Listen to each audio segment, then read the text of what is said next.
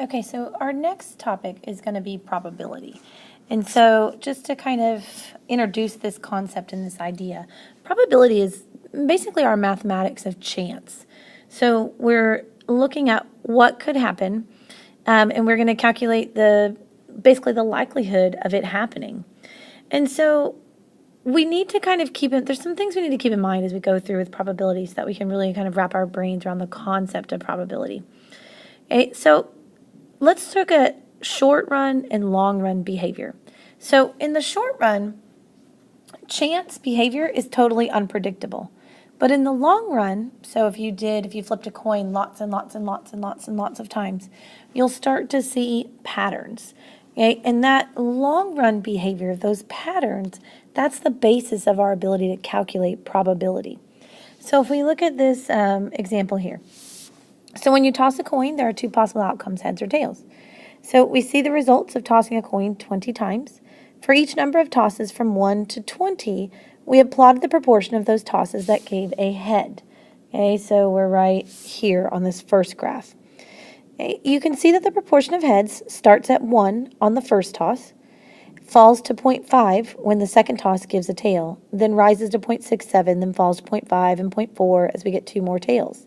So basically what this graph is telling you is, like for instance, right here, after 10 tosses, how many were heads, how many were tails? What proportion of those 10 tosses were heads? Down over here, after 19 tosses, what proportion of those 19 tosses were heads? Okay, so after that, after we bumped up above 0.5, kind of here, closer to the beginning, it never does it again. And it continues to fluctuate, but it never goes up past 0.5. So our graph over here on the right shows that we've made 500 tosses. The proportion of these tosses that produce heads is quite variable at first. So in the beginning, it's that super unpredictable short-term behavior. But as we make more and more tosses, however, the proportion of heads stays pretty close to 0.5. Okay, and doesn't really fluctuate very much. So that's that example of this long-term behavior showing a predictable pattern. This fact that the proportion of heads eventually will close in on a 0.5 is what's called the law of large numbers. Okay, and so the law of large numbers is what gives us this predictability when we've done something many, many, many times. So what this law tells us is that the more and more repetitions that we do of any particular chance process, so in this case, flipping the coin multiple times, the proportion of times that a specific outcome, so in particular here we were looking for heads. So the proportion of times that heads were appearing becomes or approaches a specific value. So in this case, it was approaching 0.5. So our definition of probability then states that probability is an outcome of a chance process, is a number always between 0 and 1. So probability, if you think of probability in percentages, right, a 0% chance of something happening or a 100% chance of something happening. So probability is always between 0 and 1, 0.31, 0.72, okay? But it's always going to be between 0 and 1, and it describes the proportion of times the outcome would occur in a very long series of repetitions, not in a very short series of 10, 20, 30 tosses, but a very long series of repetitions. Let's look at this with a different example here. So probability and risk. How do insurance companies decide how much to charge for life insurance? We can't predict whether a particular person will die in the next year, but the National Center for Health Statistics says that the proportion of men aged 20 to 24 years who die in any 1 year is 0.0015, so a very low probability. This is the probability that a randomly selected young man will die next year. For women that age, the probability of death is about 0.0005. If an insurance company sells many policies to people aged 20 to 24, it knows that it will have to pay off next year on about 15% of the policies sold to men and on about I'm sorry, not 15%, 0.15% of the policies sold to men, and on about 0.05% of the policies sold to women. Therefore, the company will charge about 3 times more to insure a man because the probability of having to pay is 3 times higher. So that probability comes from long-term research, and looking into the data of years of men and women aged 20 to 24 years and over many years, basically calculating the death rate for men and women ages 20 to 24. And so that gives us the probability. We can say that it's headed towards that one specific outcome of 0.0015 or 0.0005. Okay, let's look at what we have here with this example. According to the Book of Odds website, the probability that a randomly selected U.S. adult usually eats breakfast is 0.61. Explain what probability 0.61 means in this setting. Okay, so it's a probability, meaning I have to have a large sample, right? So if I asked a large sample in my context, so these are U.S. adults, can't apply this to anybody else. So if I asked a large sample of U.S. adults whether they usually ate breakfast or not, 61% of them would say yes. Now, I can't just go and ask, 100 U.S. adults if they eat breakfast or 61 U.S. adults. I need a very large sample of U.S. adults, but if I asked a large sample, I'm predicting that 61% of them would say yes. So let's look at part B. Why doesn't this probability say that if 100 U.S. adults are chosen at random, exactly 61 of them usually eat breakfast? Well, because by choosing just 100 adults, I have pulled a sample. And every sample is not going to be exactly the same. I may pull one sample of 100 adults, and I get a probability of, 58% of them may say they ate breakfast. And then I pull another sample, and 80% of them say they eat breakfast. And I pull another sample, and 62% of them eat breakfast. But when I pull lots and lots and lots of samples, that variety starts to go down, and it starts to become that 61%. As I start to put all of those samples together, just like the coin toss started to even out. At 19 and 20 coins tosses, there was still some fluctuation there in the proportion of heads, but as I got up to 500, that fluctuation was essentially gone. So let's look at this one here. Probability is a measure of how likely an outcome is to occur. Match one of the probabilities that follow with each statement. Be prepared to defend your answers. The outcome is impossible. It can never occur. Well, then my probability here for something that is impossible is going to be 0. That means it will never occur. There's a 0% chance of it happening in the trials. Part B, the outcome is certain. It will occur on every trial. Well, if it will occur on every single trial, then my probability is going to be 1. 100% of the trials this will occur in. Part C, the outcome is very unlikely, but it will occur once in a while in a long sequence of trials. This would be the 0.01. That's a 1% chance, that it will occur. That's not very likely, but it will occur on occasion. And part D, this outcome will occur more often than not. That's your key part there, the fact that it's going to occur more often than it does not, which means it needs to be over 0.5. So now I'm going to go for the 0.6, not the 0.3. So basically that tells us in 60% of the trials, this will happen more than half the time. Okay, so let's take a minute and look at randomness. So probability is basically randomness that is predictable in the long run. However, over the short run, sometimes it doesn't look that way.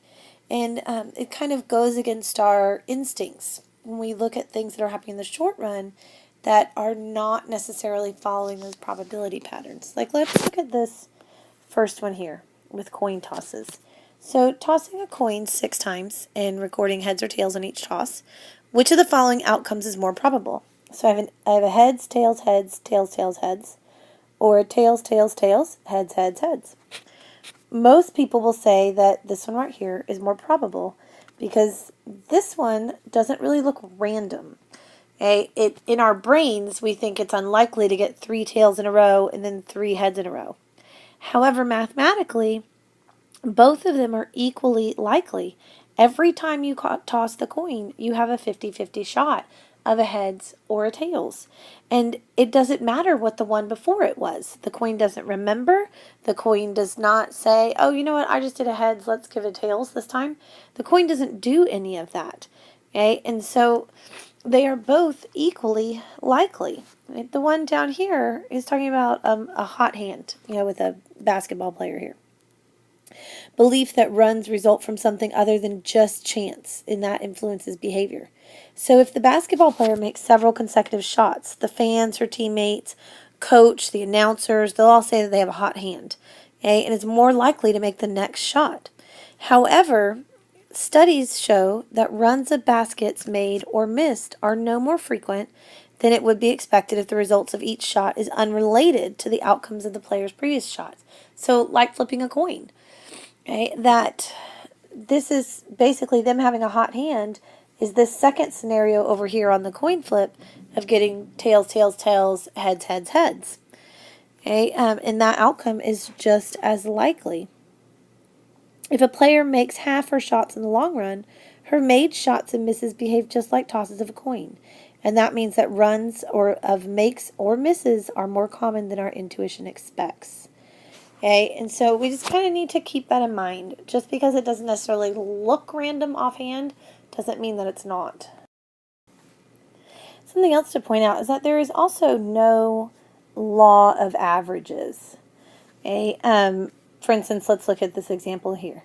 A few years ago, an advice columnist published a letter from a distraught mother of 8 girls. She and her husband had planned to limit their family to 4 children, but they wanted to have at least one boy. When the first 4 children were all girls, they tried again and again and again. After 7 straight girls, even her doctor had assured her that the law of averages was in our favor 100 to 1. Unfortunately for this couple, having children is like tossing coins. 8 girls in a row is highly unlikely, but once 7 girls have been born, it's not at all unlikely that the next child will be a girl, and it was. So every time, that is a 50-50 shot as to whether it's going to be a boy or a girl. And it doesn't matter what the child before it was. Okay? It's a new try every single time. And so there's no such thing as a law of averages, that just because they had a bunch of girls means now it's time for them to have a boy, or it's their turn to have a boy because they need to balance out the girls and the boys. Okay? That's not how that works. So the law of averages is not really a thing. What we can do to test this or to mimic, to model this behavior that's going to happen over time, is we can perform simulations. Okay? And when we perform simulations, it's a 4-step process. You're going to see this process a lot in the spring semester. So if we go ahead and start practicing it now, I don't think it's a bad thing. Okay? And so whenever we do this 4-step process for any problem, the 4 steps are the same. State the problem, basically. So this would be asking a question of interest about your chance process. Plan what you're going to do. So describe how you're going to use the chance device to imitate a repetition. Tell what you'll be recording at the end of each repetition. Do it, so perform the repetitions of the simulation. And conclude. Use the results to actually answer the question. So when we do this 4-step process later, we'll be applying different things to the planning and the doing and the concluding, but we will always be state, plan, do, and conclude. Let's look at some examples of what this would look like and how we can do it. So the first one is for this simulation right here called hiring discrimination. So we're stating the problem. How likely is it that a fair lottery would result in 5 or more female pilots being selected from an initial pool of 15 males and 10 female pilots? We'll plan. So in this one, they're going to use beads. They could use slips of identical paper, but in this one, they're going to use beads, where 15 of them are one color and 10 are another. So 15, the one color represents males, and the other color represents females. Mix them up, and then without looking, remove 8 beads or slips of paper from the bag. And then you're recording you're telling them what you're recording, which is the number of female pilots selected. Okay, so everyone would actually do this multiple times. You can't do a simulation like this one time and say, oh, well, that would never happen. We'd never get 5 females. Okay, you need to do it multiple times over and over and over again. And then conclude. So you'll notice here they said 100 repetitions. In 100 repetitions, 18 yielded 5 or more female pilots. So about 18% of the time, a fair lottery would choose at least 5 female pilots to become captains. It seems plausible that the company carried out a fair lottery. Okay, so let's look at a second one. Is it plausible that just by the luck of random assignment of 48 subjects into 2 groups of 24 each, 12 of the 15 subjects who were going to miss the rest area anyway ended up in the cell phone group, while only 3 of the 15 were assigned to the passenger conversation group? So in this particular one, how they're describing the simulation is using index cards, writing stop on 33 of them and don't on 15 of them, or using playing cards. Okay, so removing some of them and then basically assigning face cards to missing the rest area and the number cards to stopping at the rest area. Whichever one you're using, shuffling, mixing them up, deal them out, and you're recording the drivers who missed the rest area in the cell phone group.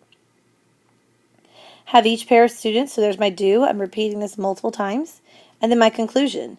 300 repetitions of the random assignment. There were only 2 times when 12 or more drivers who missed the rest area ended up in the cell phone group. That's less than 1% of the time, so it doesn't seem plausible that the random assignment is the explanation for the difference between the 2 groups. This last simulation, the probability that 3 or more of 7 people who buy a 20-ounce bottle of soda win a prize if each bottle has a 1/6 chance of saying you're a winner. So because it's a 1/6 chance, this time they're using a die to determine the outcome of each person's bottle of soda. And so 6 they assign to win a prize, 1 through 5, no prize. Roll the dice 7 times, so rolling it 1 time for each person, and record the number of people who win a prize.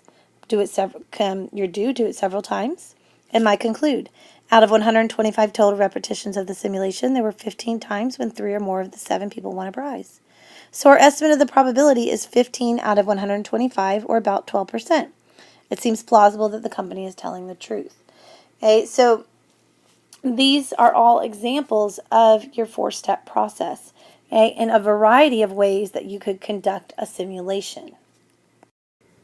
Okay, let's look at this example that has us creating a simulation using table D. If you all remember, table D was the table at the very end, one of the tables at the end of the book into your formula chart, where you can where you go across the numbers, and let's say you had 10 things, you would number them, or we'd number our samples. Remember, they have to have the same number of digits, and we would go across and we would disregard anything that was higher than 10 or repeats. We use those to gather. We use table D to gather data. We also basically to generate random numbers. We'll look at an example in just a minute using technology, using a calculator. But this example here, we're going to look at table D. So we're not going to be rolling dice. We're not going to be pulling something out of a hat, slips of paper, beads, whatever. Okay, we're going to be using table D this time. So in this example, at a local high school, 95 students have permission to park on campus. Each month, the student council holds a golden ticket parking lottery at a school assembly. The 2 lucky winners are given reserved parking spots next to the school's main entrance. Last month, the winning tickets were drawn by a student council member from the AP Statistics class. When both golden tickets went to members of that same class, some people thought that the lottery had been rigged. There are 28 students in the AP Statistics class, all of whom are eligible to park on campus. Design and carry out a simulation to decide whether it's plausible that the lottery was carried out fairly. So let's do our 4-step process here. And the first one, again, is to state. So we're stating the probability that a fair lottery would result in 2 winners from the AP Statistics class. So that's what we want to know. Okay? Basically, we want to know the likelihood of that happening. Our plan is to use table D to simulate choosing the golden ticket lottery winners. So because there are 95 eligible students in the lottery, we will label the students in the AP Statistics class 0, 1 to 28. So you'll notice they use the same number of digits there, so 0, 1 to 28. And the remaining students, 29 to 95. numbers 96 to 00. So we still have these numbers left over that we may come across as we're going through and scanning our table. So we're stating that those are going to be skipped because we don't need them. Okay? We're telling them we're moving left to right across the row, looking at pairs of digits until we come across two different labels from 01 to 95. The two students with these labels will win the prime parking spaces. We will record the number of winners from the AP Statistics class.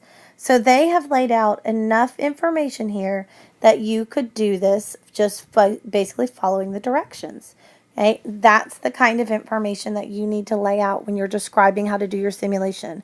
Somebody should be able to perform your simulation without you there, without you prompting them, without you giving them extra directions. So the do part is you're going to do your simulation lots of times. You'll notice this mini repetitions thing has been repeated in every single example here. So we'll use table D starting at line 139. The digits from that row are shown right here to the right. So here's our table D over here. We have drawn vertical bars to separate the pairs of digits. Underneath each pair, we have marked a check if the chosen students in the AP Statistics class, an X if the student is not in the class, and skip if the number isn't between 01 and 95 or if that student has already selected. Note that if the consecutive 70 labels have been in the same direction, we would have skipped the second one. We also recorded the number of students in the AP Statistics class for each repetition. So if we look over here at table D, okay, the first time they looked, they had none and none, and then they had one and none and one and none, none. You'll notice this, like repetition number 5, they had to look 3 numbers because they had to skip one. Okay, and it wasn't until repetition number 2 that they got 2. And they did this 20 times. Okay, it shows you all 20 repetitions. We've got some more where they had to skip ones, and so it took them a little bit longer. We've got some more where 2 of them were from the AP Stats class. Okay, so after 20 repetitions, there have been 3 times when both winners were in the AP Statistics class. If we kept going for 30 more repetitions to bring our total up to 50, so they've done this 50 times, they find 28 more no and 2 more yes results. So as a total, they got 5 out of 50. Okay, 5 yeses and 45 no's. So our conclusion is that in our simulation of a fair lottery, both winners came from the AP Statistics class in 10% of the repetitions. So about 1 in every 10 times the student council holds the golden lottery ticket, this will just happen by chance. So it does seem plausible that the lottery was conducted fairly. So they answered that question. You'll notice there's context in there about what the lottery was about. They're making a decision about it. They're deciding whether it was a fair lottery or not. And they did this whole model, this simulation, to test that. So let's look at this simulation, and this one uses technology. So in an attempt to increase sales, a breakfast cereal company decides to offer a NASCAR promotion. Each box of cereal will contain a collectible card featuring one of these NASCAR drivers: Jeff Gordon, Dale Earnhardt Jr., Tony Stewart, Danica Patrick, or Jimmy Johnson. The company says that each of the 5 cards is equally likely to appear in any box of cereal. A NASCAR fan decides to keep buying boxes of cereal until she has all 5 drivers' cards. She is surprised when it takes her 23 boxes to get the full set of cards. Should she be surprised? Design and carry out the simulation to help answer the question. So using our 4-step process, we're going to state our question, the probability that it will take 23 or more boxes to get a full set of 5 NASCAR collectible cards. The plan, so this is very specific here, right? 23 or more, because that's how many that she bought before she got all 5. The plan, we need 5 numbers to represent the possible cards. So you would need to assign them out just like they did here. They said what each number was equal to each driver. Okay. This time they used the random integer on the calculator 1 to 5. So meaning the calculator will only choose numbers between 1 and 5 to simulate buying 1 box of cereal and looking at what card is inside. So that it will pull 1 random integer between those, and that would be the driver's card that you got. Because we want a full set of cards, we'll keep pressing enter until we get all 5 of the labels from 1 to 5. We'll record the number of boxes that had to be opened.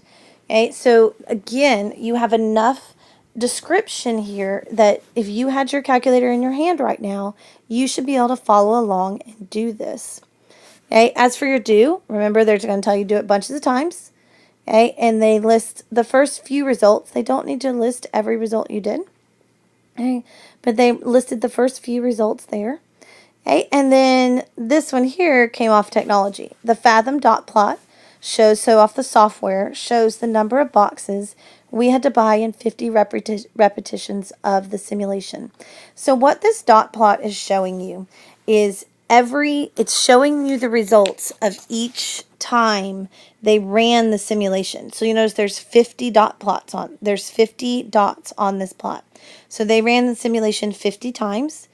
Okay, let's see, what is that? 5 of the times, it only took 5 boxes. Okay, 5 of the time, it took 10 boxes. Okay, 3 of the times, it took 15 boxes. Up in the early 20s there, that was not very often. That only happened a couple of times.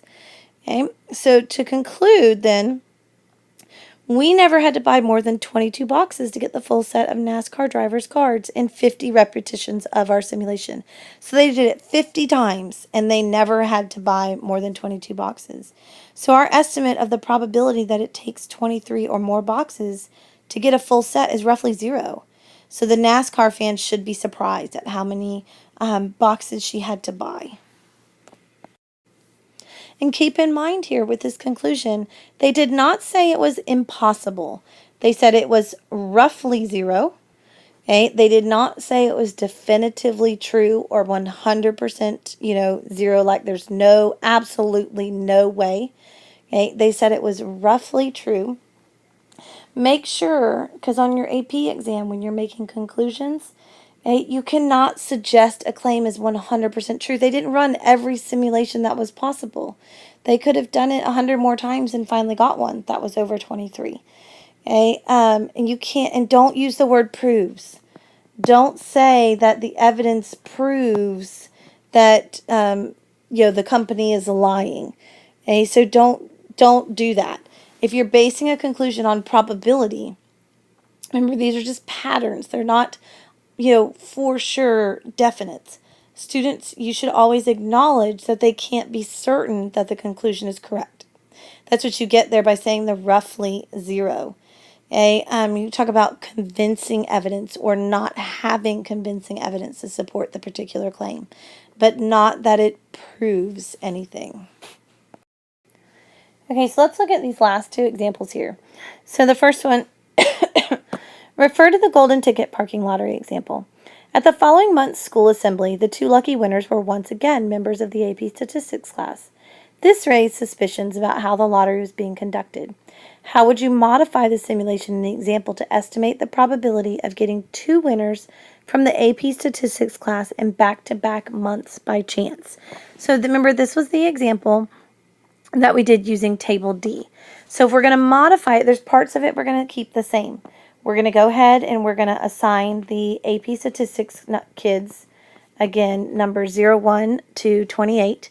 We're going to assign all the other students 29 to 95, and we're going to ignore or skip the 96 through 00. We're going to look at Table D, but this time we're going to look at groups of, I'm just going to make random numbers up. We're going to look at groups of 4 digits. Okay, and we're going to make sure that the second number is different from the first and that the third and fourth numbers are different. So, for instance, we're going to be looking here. This would be month 1, this would be month 2, and we would keep going. So we're going to make sure that the second number is different from the first. Like here, we'll make sure the third number is different from the fourth. Okay, and we're going to record whether all 4 numbers are between 0, 1, and 28 or not. So we've got a no, a yes, a yes. Okay, so this one would not count in our back-to-back months. This one would show that that is not likely. And so then we'd look at our next group of numbers and our next, and we'd run the simulation bunches and bunches of times. So let's look at this one here. This one goes back to the NASCAR example. What if the cereal company decided to make it harder to get some drivers' cards than others? For instance, suppose the chance that each card appears in a box of the cereal as Jeff Gordon is 10%, Dale Earnhardt's 30%, Tony Stewart 20%, Danica Patrick 25%, and Jimmy Johnson 15%. How would you modify the simulation in the example to estimate the chance that a fan would have to buy 23 or more boxes to get the full set? So last time we assigned one number per person. This time, though, we would go ahead and make this out of 100 since it was given to us in percent. So we would assign one. Sorry, I hate when I do that. We would assign 1 through 10. Remember, we're doing this using the random number, the random integer, so I don't have to have them be, I'm not using table D, so I don't need them to have the, I don't have to have 0, 1, and 10. I don't have to have them have the same number of digits. So because Jeff Gordon was 10% of the numbers, 10% of the cards, he would get 1 through 10. Dale Earnhardt Jr., he would get numbers 11 through 40 to account for 30%. Okay. Tony Stewart would get numbers 41 through 60 to account for his 20%. Danica Patrick would get 61 through 85 for her 25%. And Jimmy Johnson would get the remaining 86 to 100. And then you would run the sample the same as you did before, and you would count how many boxes it took for you to get all 5. But this time your number assignment would be a little bit different. So we'll practice a lot with simulations in class, so you can kind of get used to setting these up and running these and kind of getting a handle on probabilities and patterns and what they're showing you.